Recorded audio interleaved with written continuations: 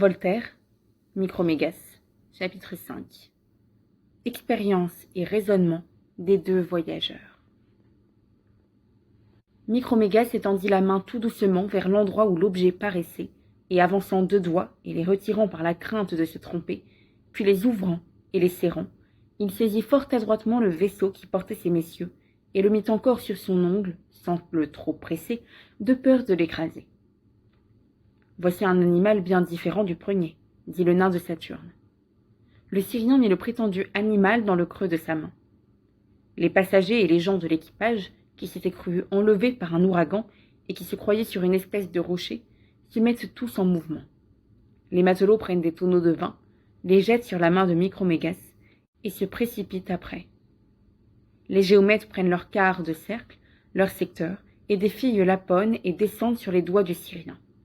Ils en firent tant qu'il sentit enfin remuer quelque chose qui lui chatouillait les doigts. C'était un bâton ferré qu'on lui enfonçait d'un pied dans l'index. Il jugea par ce picotement qu'il était sorti quelque chose du petit animal qu'il tenait. Mais il n'en soupçonna pas d'abord davantage. Le microscope qui faisait à peine discerner une baleine et un vaisseau n'avait point de prise sur un être aussi imperceptible que des hommes. Je ne prétends choquer ici la vanité de personne, mais je suis obligé de prier les importants de faire ici une petite remarque avec moi. C'est qu'en prenant la taille des hommes d'environ 5 pieds, nous ne faisons pas sur la terre une plus grande figure qu'en ferait sur une boule de 10 pieds de tour un animal qui aurait à peu près la 600 millième partie d'un pouce en hauteur. Figurez-vous une substance qui pourrait tenir la terre dans sa main et qui aurait des organes en proportion des nôtres. Et il se peut très bien faire qu'il y ait un grand nombre de ces substances. Or, concevez, je vous prie, ce qu'elle penserait de ces batailles qui nous ont valu 2 villages qu'il a fallu rendre. Je ne doute pas que si quelque capitaine des grands grenadiers lit jamais cet ouvrage, il ne hausse de 2 grands pieds au moins les bonnets de sa troupe. Mais je l'avertis qu'il aura beau faire, et que lui et les siens ne seront jamais que des infiniment petits. Quelle adresse merveilleuse ne fallut-il donc pas à notre philosophe de Sirius pour apercevoir les atomes dont je viens de parler. Quand Leeuwenhoek et Hartsoeker virent les premiers, ou crurent voir la graine dont nous sommes formés, ils ne firent pas à beaucoup près une si étonnante découverte. Quel plaisir sentit Micromégas en voyant remuer ces petites machines, en examinant tous leurs tours, en les suivant dans toutes leurs opérations. Comme il s'écria, comme il mit avec joie un de ses microscopes dans les mains de son compagnon de voyage. « Je les vois, disaient-ils tous deux à la fois. Ne les voyez-vous pas qui portent des fardeaux, qui se baissent, qui se relèvent ?» En parlant ainsi, les mains leur tremblaient par le plaisir de voir des objets si nouveaux et par la crainte de les perdre. Le Saturnien, passant d'un excès de défiance à un excès de crédulité, crut apercevoir qu'il travaillait à la propagation. « Ah, disait-il, j'ai pris la nature sur le fait. » Mais il se trompait sur les apparences, ce qui n'arrive que trop, soit qu'on se serve ou non de microscope.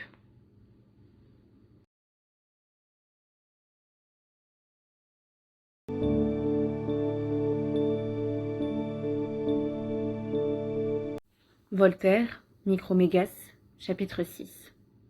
Ce qui leur arriva avec des hommes. Micromégas, bien meilleur observateur que son nain, vit clairement que les atomes se parlaient, et le fit remarquer à son compagnon, qui, honteux de s'être mépris sur l'article de la génération, ne voulut point croire que de pareilles espèces puissent se communiquer des idées. Il avait le don des langues aussi bien que le Syrien. Il n'entendait point parler nos atomes, et il supposait qu'ils ne parlaient pas. D'ailleurs, comment ces êtres imperceptibles auraient-ils les organes de la voix, et qu'auraient-ils à dire? Pour parler, il faut penser, ou à peu près. Mais s'ils pensaient, ils auraient donc l'équivalent d'une âme? Or, attribuer l'équivalent d'une âme à cette espèce, cela lui paraissait absurde. Mais, dit le Syrien, vous avez cru tout à l'heure qu'il faisait l'amour. Est-ce que vous croyez qu'on puisse faire l'amour sans penser et sans proférer quelques paroles, ou du moins sans se faire entendre? Supposez-vous d'ailleurs qu'il soit plus difficile de produire un argument qu'un enfant? Pour moi, l'un et l'autre me paraissent de grands mystères. Je n'ose plus ni croire ni nier, dit le nain. Je n'ai plus d'opinion. Il faut tâcher d'examiner ces insectes, nous raisonnerons après. C'est fort bien dit. reprit Micromégas. Et aussitôt, il tira une paire de ciseaux dont il se coupa les ongles, et d'une rognure de l'ongle de son pouce, il fit sur-le-champ une espèce de grande trompette parlante, comme un vaste entonnoir, dont il mit le tuyau dans son oreille. La circonférence de l'entonnoir enveloppait le vaisseau et tout l'équipage. La voix la plus faible entrait dans les fibres circulaires de l'ongle, de sorte que, grâce à son industrie, le philosophe de là-haut entendit parfaitement le bourdonnement de nos insectes de là-bas. En peu d'heures, il parvint à distinguer les paroles et enfin à entendre le français. Le nain en fit autant, quoique avec un peu plus de difficulté. L'étonnement des voyageurs redoublait à chaque instant. Ils entendaient des mythes parler d'assez bon sens. Ce jeu de la nature leur paraissait inexplicable. Vous croyez bien que le Syrien et son nain brûlaient d'impatience de lier conversation avec les atomes. Ils craignaient que sa voix de tonnerre, et surtout celle de Micromégas, n'assourdît les mythes sans en être entendus. Il fallait en diminuer la force. Ils se mirent dans la bouche des espèces de petits cure-dents dont le bout fort échellé venait donner auprès du vaisseau. Le Syrien tenait le nain sur ses genoux, et le vaisseau avec l'équipage sur un ongle. Il baissait la tête et parlait bas. Enfin, moyennant toutes ces précautions et bien d'autres encore, il commença ainsi son discours. Insectes invisibles, que la main du Créateur s'est plu à faire naître dans l'abîme de l'infiniment petit. Je le remercie de ce qu'il a daigné me découvrir des secrets qui semblaient impénétrables. Peut-être ne daignerait-on pas vous regarder à ma cour, mais je ne méprise personne, et je vous offre ma protection. Si jamais il y a eu quelqu'un d'étonné, ce furent les gens qui entendirent ces paroles. Ils ne purent deviner d'où elles partaient.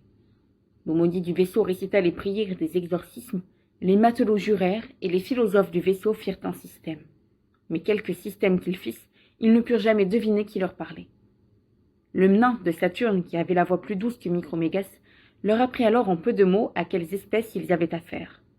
Il leur conta le voyage de Saturne, les mythes au fait de ce qu'était monsieur Micromégas, et après les avoir plaints d'être si petits, il leur demanda s'ils avaient toujours été dans ce misérable état si voisin de l'anéantissement, ce qu'ils faisaient dans un globe qui paraissait appartenir à des baleines, s'ils étaient heureux, s'ils multipliaient, s'ils avaient une âme, et cent autres questions de cette nature.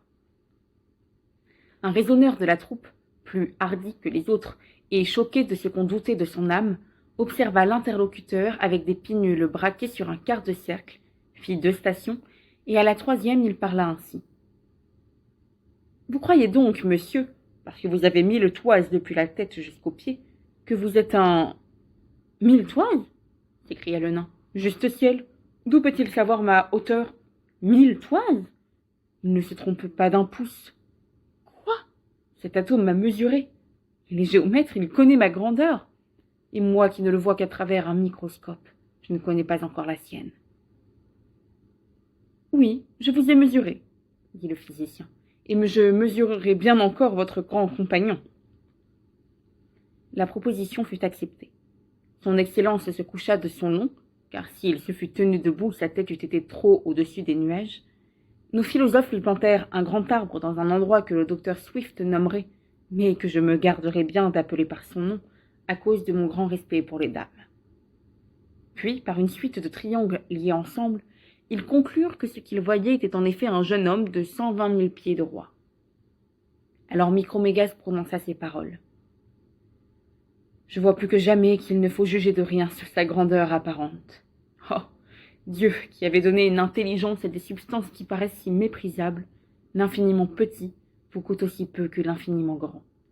Et s'il est possible qu'il y ait des êtres plus petits que ceux-ci, ils peuvent encore avoir un esprit supérieur à ceux de ces superbes animaux que j'ai vus dans le ciel, dont le pied seul couvrirait le globe où je suis descendu. » Un des philosophes lui répondit qu'il pouvait, en toute sûreté, croire qu'il est en effet des êtres intelligents beaucoup plus petits que l'homme. Il lui conta, non pas tout ce que Virgile a dit de fabuleux sur les abeilles, mais ce que Swammerdam a découvert et ce que Réaumur a disséqué. Il lui apprit enfin qu'il y a des animaux qui sont pour les abeilles, ce que les abeilles sont pour l'homme. Ce que le Syrien lui-même était pour ces animaux si vastes dont il parlait, et ce que ces grands animaux sont pour d'autres substances devant lesquelles ils ne paraissent que comme des atomes. Peu à peu, la conversation devint intéressante, et Micromégas parla ainsi.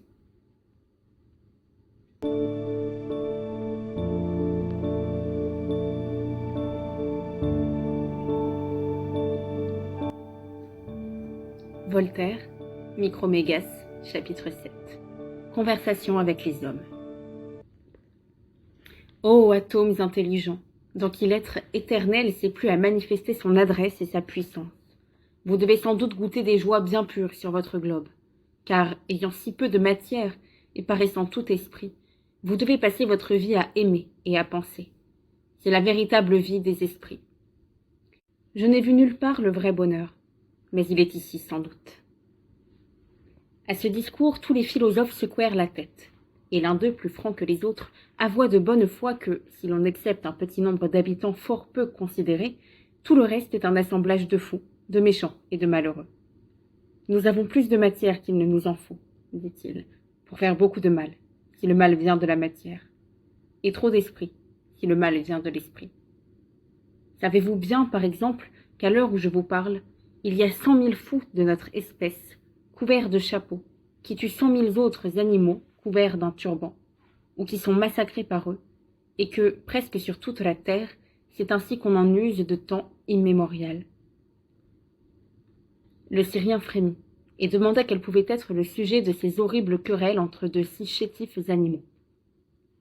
Il s'agit, dit le philosophe, de quelques tas de boue grands comme votre talon. Ce n'est pas qu'aucun de ces millions d'hommes qui font égorger prétendent un fœtus sur ce tas de boue. Il ne s'agit que de savoir s'il appartiendra à un certain homme qu'on nomme sultan, ou à un autre qu'on nomme, je ne sais pourquoi, César. Ni l'un ni l'autre n'a jamais vu ni ne verra jamais le petit coin de terre dont il s'agit, et presque aucun de ces animaux, qui s'égorgent mutuellement, n'a jamais vu l'animal pour lequel il s'égorge. « Malheureux !» s'écria le Syrien avec indignation. « Peut-on concevoir cet excès de rage forcené ? Il me prend envie de faire 3 pas et d'écraser de 3 coups de pied toute cette fourmilière d'assassins ridicules. »« Ne vous en donnez pas la peine, » lui répondit-on. « Ils travaillent assez à leur ruine. Sachez qu'au bout de 10 ans, il ne reste jamais la 100e partie de ces misérables. Sachez que, quand même ils n'auraient pas tiré l'épée, la faim, la fatigue ou l'intempérance les emportent presque tous. D'ailleurs, ce n'est pas eux qu'il faut punir. Ce sont ces barbares sédentaires qui, du fond de leur cabinet, ordonnent, dans le temps de leur digestion, le massacre d'1 million d'hommes, et qui, ensuite, en font remercier Dieu solennellement. » Le voyageur se sentait ému de pitié pour la petite race humaine dans laquelle il découvrait de si étonnants contrastes. « Puisque vous êtes du petit nombre des sages, dit-il à ces messieurs, et qu'apparemment vous ne tuez personne pour de l'argent, dites-moi, je vous en prie, à quoi vous vous occupez. » Nous disséquons des mouches, dit le philosophe. Nous mesurons des lignes, nous assemblons des nombres, nous sommes d'accord sur 2 ou 3 points que nous entendons, et nous disputons sur 2 ou 3 000 que nous n'entendons pas. Il prit aussitôt fantaisie aux Syriens et aux Saturniens d'interroger ces atomes pensants pour savoir les choses dont il convenait. « Combien comptez-vous, dit-il, de l'étoile de la canicule à la grande étoile des Gémeaux ?»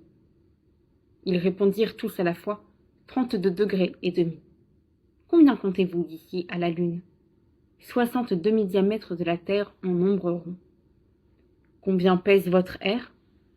Il croyait les attraper, mais tous lui dirent que l'air pèse environ 900 fois moins qu'un pareil volume de l'eau la plus légère et 1900 fois moins que l'or de Ducat.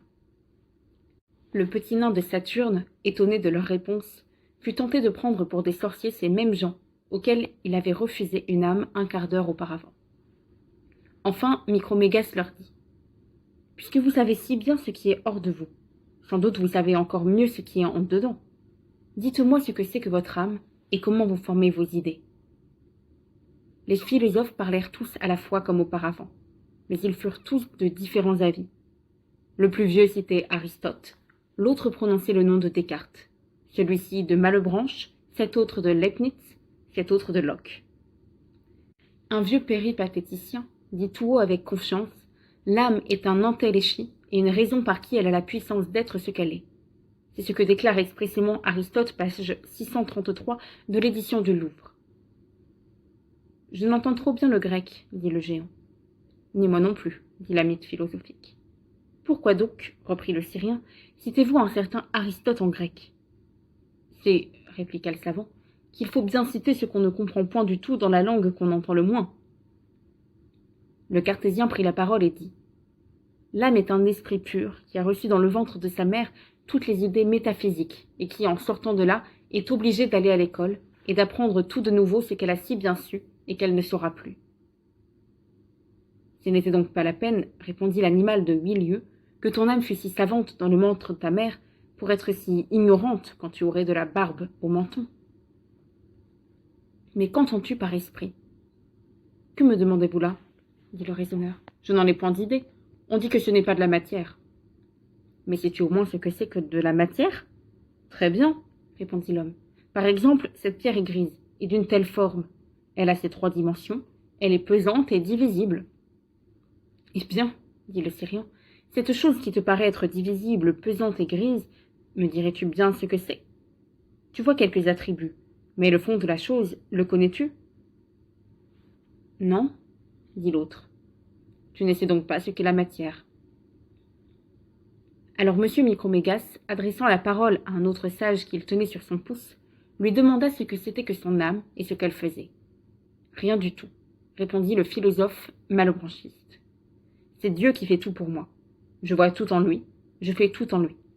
C'est lui qui fait tout sans que je m'en mêle. Autant vaudrait ne pas être, reprit le sage de Cyrus. Et toi, mon ami, dit-il à un lepnitien qui était là, qu'est-ce que ton âme? C'est, répondit le lepnitien, une aiguille qui montre les heures pendant que mon cœur carillonne. Ou bien, si vous voulez, c'est elle qui carillonne pendant que mon corps montre l'heure. Ou bien mon âme est le miroir de l'univers, et mon corps est la bordure du miroir. Cela est clair. Un petit partisan de Locke était là tout auprès, et quand on lui eut enfin adressé la parole, « Je ne sais pas, dit-il, comment je pense, mais je sais que je n'ai jamais pensé qu'à l'occasion de mes sens. Qu'il y ait des substances immatérielles et intelligentes, c'est de quoi je ne doute pas. Mais qu'il soit impossible à Dieu de communiquer la pensée à la matière, c'est de quoi je doute fort. Je révère la puissance éternelle. Il ne m'appartient pas de la borner. Je n'affirme rien. Je me contente de croire qu'il y a plus de choses possibles qu'on ne pense. » L'animal de Cyrus sourit. Il ne trouva pas celui-là le moins sage. Et le nain de Saturne aurait embrassé le séclateur de Locke sans l'extrême disproportion. Mais il y avait là, par malheur, un petit animalcule en bonnet carré qui coupa la parole à tous les animalcules philosophes. Il dit qu'il savait tout le secret. Cela se trouvait dans la somme de saint Thomas. Il regarda de haut en bas les 2 habitants célestes. Il leur soutint que leur personne, leur monde, leur soleil, leurs étoiles, tout était fait uniquement pour l'homme. À ce discours, nos 2 voyageurs se laissèrent aller l'un sur l'autre en étouffant de ce rire inextinguible qui, selon Homère, est le partage des dieux. Leurs épaules et leur ventre allaient et venaient, et dans ces convulsions, le vaisseau que le Syrien avait sur son ongle tomba dans une poche de la culotte du Saturnien. Ces 2 bonnes gens le cherchèrent longtemps. Enfin, ils retrouvèrent l'équipage et le rajustèrent fort proprement. Le Syrien reprit les petites mythes. Il leur parla encore avec beaucoup de bonté, quoiqu'il fût un peu fâché dans le fond du cœur de voir que les infiniment petits eussent un orgueil presque infiniment grand. Il leur promit de leur faire un beau livre de philosophie, écrit fort menu pour leur usage, et que, dans ce livre, ils verraient le bout des choses. Effectivement, il leur donna ce volume avant son départ. On le porta à Paris, à l'Académie des sciences. Mais quand le secrétaire l'eut ouvert, il ne vit rien qu'un livre tout blanc. « Ah, dit-il, je m'en étais bien douté. »